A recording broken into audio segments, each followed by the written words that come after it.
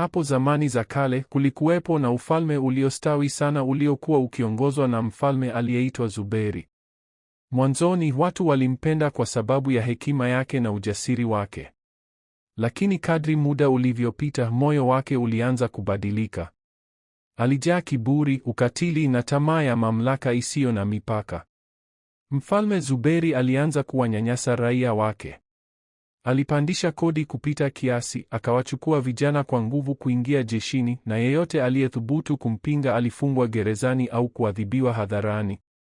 Hofu ilitanda kila kona ya ufalme huo. Watu waliishi kwa wasiwasi, wakinyamaza hata pale walipoonewa. Katika kijiji kidogo kilichokuwa pembezoni mwa ufalme huo, aliishi kijana mmoja aitwaye Amani. Tofauti na wengine, Amani alikuwa na moyo wa huruma, heshima na busara. Aliona mateso ya watu wake na moyo wake ukaumia sana, lakini hakukimbilia vurugu. Aliamini kuwa haki inaweza kupatikana kwa njia ya hekima. Siku moja, Amani aliamua kusafiri hadi mji mkuu. Alianza kwa kuzungumza na watu kwa upole, akiwatia moyo wasikate tamaa. Polepole watu walianza kuungana naye, si kwa mapanga bali kwa sauti ya haki. Walianza kudai mabadiliko kwa amani. Habari za kijana huyo zilimfikia Mfalme Zuberi. Kwa hasira, aliamuru akamatwe mara moja.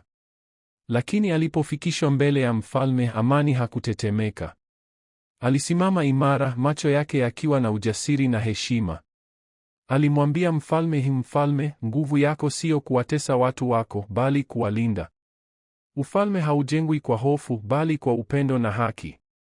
Maneno hayo yalimgusa mfalme kwa namna ambayo hakutarajia. Kwa mara ya kwanza aliona taswira ya uongozi wake kupitia macho ya mtu mwingine. Lakini kiburi kilimzuia kukiri makosa yake. Hata hivyo, wakati huo huo, raia walikuwa tayari wameamka. Walikusanyika kwa wingi nje ya kasri, wakidai haki yao kwa amani. Hakukuwa na silaha, bali mshikamano. Walinzi wa mfalme walishindwa kuwazuia watu wengi kiasi hicho bila kutumia nguvu kubwa, jambo ambalo lingezua maafa. Hatimaye, baraza la wazee na washauri wa kifalme walimsha. Baada ya mfalme Zuberi kuachia madaraka, ufalme ule haukubadilika mara moja.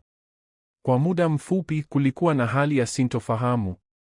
Watu walikuwa wamezoea kuongozwa kwa hofu, hivyo hata uhuru ulipowadia hawakujua waanzie wapi. Amani alisimama katikati ya uwanja mkuu na kuzungumza na wananchi. Uhuru si mwisho wa mapambano, ni mwanzo wa kujenga. Sasa ni jukumu letu sote kuhakikisha haki inadumu. Baraza la wazee lilichagua viongozi wapya kutoka miongoni mwa watu waliokuwa na sifa ya uadilifu. Mfumo mpya wa uongozi uliwekwa, ambapo maamuzi makubwa yalifanywa kwa mashauriano, si amri za mtu mmoja. Lakini mbali na hayo yote, kulikuwa na jambo lililokuwa halijatatuliwa. Mfalme Zuberi, baada ya kuondolewa madarakani, aliishi kwa upweke katika jumba dogo nje ya mji.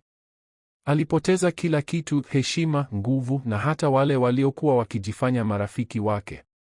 Kila siku alizidi kutafakari juu ya matendo yake ya zamani. Siku moja, bila kutarajiwa, Amani alimtembelea. Zuberi alishangaa sana.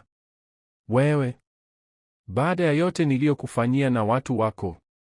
Amani alimtazama kwa utulivu na kusema, sikuja kukucheka wala kukulaumu.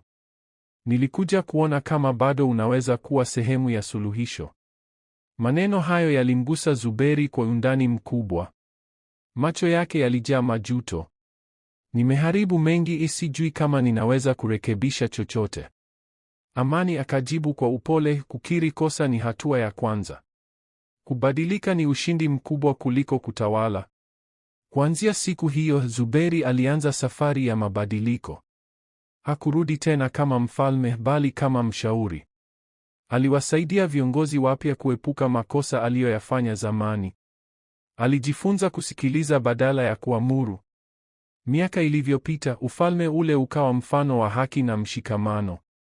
Watu waliishi kwa amani, wakisaidiana, na sauti ya kila mmoja ikawa na thamani.